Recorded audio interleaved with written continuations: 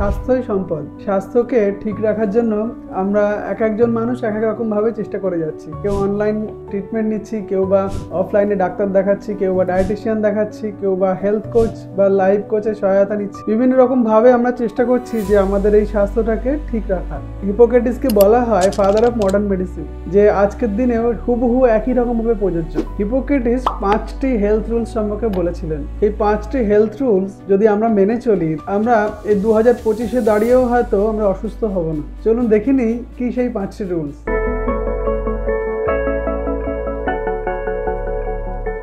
Hello everyone, আমি doctor S K. Zaman, consultant psychiatrist, Calcutta national medical college. হিপোক্রেটিসের প্রথম রুলস হলো walking is the best medicine, মানে হাঁটা হচ্ছে সবচেয়ে ভালো ঔষধ। তার সময় তিনি লক্ষ্য করেছিলেন যে সমস্ত মানুষরা অনেক বেশি চলাচল করে, অনেক বেশি হাঁটে, তারা অনেক কম রোগে ভোগে, তাদের শরীর স্বাস্থ্য অনেক ভালো থাকে, তারা অনেকদিন বেশি বাঁচে। আমরা এখন এই 2025-এ দাঁড়িয়েও দেখছি যে 30 মিনিট যদি আমরা ব্রিস্ক ওয়াক করি, মানে একটু ঘাম ঝরিয়ে হাঁটি প্রতিদিন, তাহলে আমাদের যেমনি বিভিন্ন রকম শারীরিক সমস্যা, যেমন ডায়াবেটিস, যেমন সুগার, প্রেশার বা বিভিন্ন রকম শরীরের যে কার্ডিওভাস্কুলার যে রোগগুলো আছে, যে হার্টের সমস্যাগুলো আছে, সেগুলো অনেকটা কম হওয়ার সম্ভাবনা বেড়ে যায়। সেই সাথে সাথে মানসিক স্বাস্থ্যেরও অনেক উন্নতি ঘটে। বিভিন্ন যে মানসিক রোগগুলো আছে, রোজ যদি আমরা 30 মিনিট করে হাঁটতে পারি, তাহলে আমাদের মানসিক রোগ হওয়ার সম্ভাবনা কমে যাবে, বা মানসিক রোগে আমরা যারা ভুগছি, যারা ওষুধ খাচ্ছি, তাদের পিল বার্ডেন্সটা কমে যাবে। হয়তো 4টে ওষুধ খাচ্ছিলেন, 2টো ওষুধ খেতে হবে। এখন এই 2025-এ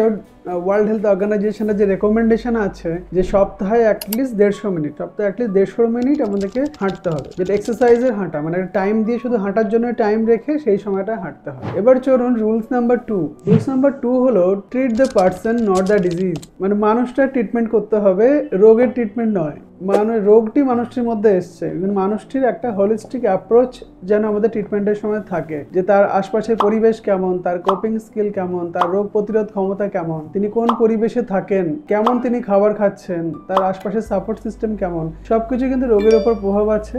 বা রোগ সারাতে গেলে এই সমস্ত প্রভাবগুলো বিচার করেই দেখা যায় যে একজন মানুষের প্রপার ট্রিটমেন্ট আমরা দিতে পারি। তা না করে আমরা যদি শুধু এই রোগটি হয়েছে, এত মিলিগ্রাম ডোজ আমরা ব্যবহার করব, এটা যদি আমরা ভাবি, তাহলে আমরা মানুষের রোগ সারাতে গিয়ে হয়তো তার অনেক ক্ষতিও করে ফেলতে পারি। সুতরাং এটা আমরা সব অ্যালোপ্যাথি ডাক্তারবাবু যারা মডার্ন মেডিসিন প্র্যাকটিস করি, তারা আমরা সবাই মাথায় রাখি, এবং আমরা পেশেন্টদের সাথে অনেক গল্প করতে হয়, অনেক আমরা চলতি কথায় বলি, পেশেন্টদের হাঁড়ি খবর নিতে হয়, অনেক পার্সোনাল কোশ্চেনও করতে হয় এই বিষয়টার জন্যই, যে মানুষটাকে একটা হোলিস্টিক অ্যাপ্রোচে মানুষটার সঠিক ট্রিটমেন্ট দিতে হয়, যাতে শুধু ওই রোগের যেটা ডায়াগনোসিসটা এলো সেই রোগের ট্রিটমেন্ট না করে পুরো একটা হোলিস্টিক অ্যাপ্রোচ আমরা রাখার চেষ্টা করি, যাতে মানুষটি তাড়াতাড়ি রোগটি থেকে বেরিয়ে আসতে পারে একটা হোলিস্টিক অ্যাপ্রোচের মাধ্যমে। যেমন ধরে নিন কারোর ব্লাড প্রেশার অনেক বেশি, এখন ব্লাড প্রেশার নিয়ে যদি আমাদেরকে দেখাতে আসে, তাহলে এই ব্লাড প্রেশার বিভিন্ন কারণে বাড়ে। অনেকের ক্ষেত্রে মানসিক টেনশন করলেও ব্লাড প্রেশার বাড়ে, অনেকের ক্ষেত্রে অনেক বেশি লবণ খাওয়া, প্রসেস ফুড খাওয়া বা বাজারের যে ফাস্ট ফুড বেশি খাওয়া, এইসবের জন্য ব্লাড প্রেশার আসতে পারে। কারো বা বংশগতভাবে ব্লাড প্রেশার আসতে পারে, কারো কিডনি ডিজিজের জন্য, কিডনির রোগের জন্য ব্লাড প্রেশার আসতে পারে। সুতরাং তার যদি আমি হোলিস্টিক একটা অ্যাপ্রোচ করতে চাই, তাহলে আমাকে একটা পুরো হিস্ট্রি প্রপার নিতে হয়। পুরো হিস্ট্রি প্রপার নিয়েই তার ব্লাড প্রেশারটা কেন আসছে তার ট্রিটমেন্ট করতে হয়, as well as blood pressure কমানোর যে ওষুধগুলো দিতে হয়। কারো যদি টেনশনের জন্য ব্লাড প্রেশার বাড়ে, তাহলে কিন্তু তার ট্রিটমেন্ট প্রেশারের ওষুধ নয়, তার ট্রিটমেন্ট টেনশন কমানো ওষুধ। থার্ড স্বাস্থ্য রুলটি হলো লেট ফুড বি দাই মেডিসিন, মানে খাবারই হলো আপনার ওষুধ। সঠিক নিয়মে একজন মানুষ যদি খাবার খান, তাহলে দেখা যায় তিনি অনেক রোগ থেকে বেঁচে থাকতে পারবেন। যেমন আগে ভাবা হতো যে একটা মানুষের একবার সুগার হয়ে গেল মানে সারা জীবন তাকে ওষুধ খেতে হবে, বা একজনের প্রেশার এসে গেল মানে সারা জীবন তাকে ওষুধ খেতে হবে, কিন্তু এখন দেখা যাচ্ছে না, একদমই নয়। তার যদি একটা হোলিস্টিক অ্যাপ্রোচ করা যায়, তিনি যদি প্রপার নিউট্রিশন বা ডায়েট ঠিকঠাকভাবে কন্ট্রোল করেন, তাহলে দেখা যায় যে সুগারের ক্ষেত্রেও রিভার্স করা সম্ভব। একবার ডায়াবেটিস হয়ে গেলে তার ওষুধ না খেলেও চলে। আবার একজনের যদি প্রেশার একবার বেড়ে যায়, তার যদি প্রপার ডায়েট মেনটেন করা যায়, দেখা যায় তার প্রেশার কমে আসতে পারে। সুতরাং আপনার বাড়িতে একটা জলজ্যান্ত ফার্মেসি, ঔষধ দোকান হচ্ছে আপনার রান্নাঘর। আপনার রান্নাঘরটাকে আপনি যদি ঠিকঠাকভাবে চালাতে পারেন, তাহলে হয়তো আপনার অনেক ওষুধ খরচ বেঁচে যাবে। সেই সাথে আপনার শরীরে অনেক ভালো থাকবে। সুতরাং আপনার বাড়ি ফার্মেসিটাকে ঠিকঠাকভাবে ঠিকঠাক নলেজ গেইন করার মাধ্যমে আপনার বাড়ি ফার্মেসিটাকে ভালোভাবে চালাতে হবে, আপনার রান্নাঘরটাকে ভালোভাবে চালাতে হবে, আপনাকে সঠিক খাদ্য গ্রহণ করতে হবে। যেমন ধরে নিন কারো যদি কোলেস্ট্রল বেশি থাকে তাহলে তাকে বেশি ফাইবার জাতীয় খাবার খেতে হবে, বা তাকে ভেজিটেবলস বেশি করে খেতে হবে, তাকে শসা, শাক, সবজি, ফলমূল এগুলো বেশি করে খেতে হবে। তাহলে তিনি যেমন নিউট্রিশন পাচ্ছেন সেই সাথে সাথে তার ব্লাডে কোলেস্ট্রল লেভেলটা অনেকটা কমে যাবে, তাহলে তার আর ওষুধ খাওয়ার প্রয়োজন পড়বে না। চতুর্থ স্বাস্থ্য রুলটি হলো এভরিথিং ইন মডারেশন। যা করবেন মাঝামাঝি করুন, কোনোটাই অনেক বেশি করতে যাবেন না, আবার কোনোটাই অনেক কম করবেন না। মানে ধরুন কেউ খাবার পছন্দ করে, কিছু খাবার পছন্দ করে, কেউ মিষ্টি খাবারও পছন্দ করে, তার জন্য তিনি যদি কন্টিনিউয়াস মিষ্টি খেতে থাকেন তাহলে দেখা যায় তার সুগার এসে যেতে পারে, বা তার যদি সুগার থাকে সুগার বেড়ে যেতে পারে, তার ওবেসিটি এসে যেতে পারে, তিনি মোটা হয়ে যেতে পারেন। বা ধরুন কেউ অনেক মোটিভেটেড হয়ে এক্সারসাইজ করা শুরু করলেন, এক্সারসাইজ করা শুরু করে দেখা গেল তিনি অনেক বেশি টাইম ধরে ব্যায়াম করছেন, সারাদিন রাত্রি ব্যায়াম করা শুরু করলেন যে আমাকে ওজন কমাতে হবে বা আমাকে যে কোনোভাবে ফিট হতে হবে। এই কম সময়ে তিনি করতে গিয়ে দেখা যায় মডারেশনে যদি না করেন তাহলে তার স্বাস্থ্যের উন্নতির পরিবর্তে আরও তার স্বাস্থ্যের ক্ষতির কারণ হয়ে দাঁড়ায়। সুতরাং আমরা যা করবো সেটা মাঝামাঝি করব, কোনোটাই বেশি করব না যাতে আমাদের স্বাস্থ্যের ক্ষতি হয়, আবার কোনোটা একেবারে কম করব না যাতে আমাদের স্বাস্থ্য আবার খারাপ হয়ে যায়।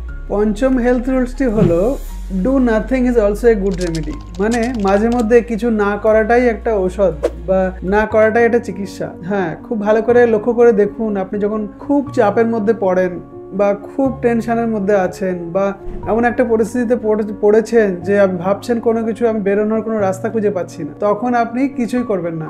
Doing nothing is also a remedy. সেই সময়টা আপনি একদম চুপ হয়ে যান, কিছুক্ষণ সময় নিন, বেশ খানিকক্ষণ সময় রেস্ট করুন, মাথাটাকে রিল্যাক্স করুন, মাথাকে কিছু ভাবতে বারণ করুন যে আমি এখন কোনো চিন্তাই করব না। এই কিছু না করাটা দেখা যায় পরে আবার ব্রেন আস্তে আস্তে আবার রিকভার করা শুরু করে। এখন ইয়ং জেনারেশন খুব ভালো একটি টার্ম জানে, FOMO, fear of missing out. মানে সবসময় ভয় থাকে যে আমি সোশ্যাল মিডিয়া থেকে কিছু মিস করে যাচ্ছি, একটা এমন একটা ইনফরমেশন যেটা সবাই জানে আমি জানি না, কোথায় একটা প্রোগ্রাম হয়ে গেল আমি হয়তো খবর পেলাম না, এই সবসময় একটা মানুষের মধ্যে ভয় থাকে। তো এখন এই ফোমোর পরিবর্তে আপনাদেরকে আমি একটা ওয়ার্ড শেখাবো, সেটা JOMO, joy of missing out. কিছু কিছু সময় মিস করে যাওয়াটাকে এনজয় করুন, যে আমি এটা জানতাম না, মিস করে গেছি, মিস করে যাওয়াটাকে এনজয় করুন। কিছু জিনিস মিস করে যাওয়াও ভালো। সবসময় যদি আপনি অ্যাংশাস থাকেন যে আমি কিছু মিস করে যাচ্ছি, তাহলে দেখা যায় আপনার অনেক স্বাস্থ্যের ক্ষতি, আপনার সময়ের ক্ষতি, আবার অনেক লং টার্মে গিয়ে দেখা যায় এই ফোমোটার জন্য শরীরের অনেক ক্ষতি বা মনের অনেক ক্ষতি আমাদের হয়ে যেতে পারে। সুতরাং আজ থেকে আমরা মনে রাখবো, আমরা ফোমোর কথা ভাববো না, ফিয়ার অফ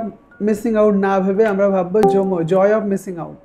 কিছু জিনিস যদি মিস করে যাই তাহলে সেটা আমার জন্য ভালোই হয়েছে। সুতরাং আপনারা লক্ষ্য করুন, এই 2400 বছর আগে হিপোক্রেটিস যে 5টি স্বাস্থ্য রুলস তিনি বলে গেছেন, সেই 5টি স্বাস্থ্য রুল যদি আমরা ফলো করতে পারি তাহলে দেখা যাবে যে আমরা ভালো থেকে শরীর এবং মনকে ভালো রেখে আমরা সুস্থভাবে বেঁচে থাকতে পারবো, অনেক রোগব্যাধি থেকেও আমরা দূরে থাকতে পারবো। সুতরাং আমার ভিডিওটি আপনারা বেশি বেশি করে শেয়ার করুন, যাতে মানসিক স্বাস্থ্য সম্পর্কে মানুষ বেশি বেশি করে জানতে পারে, শিখতে পারে।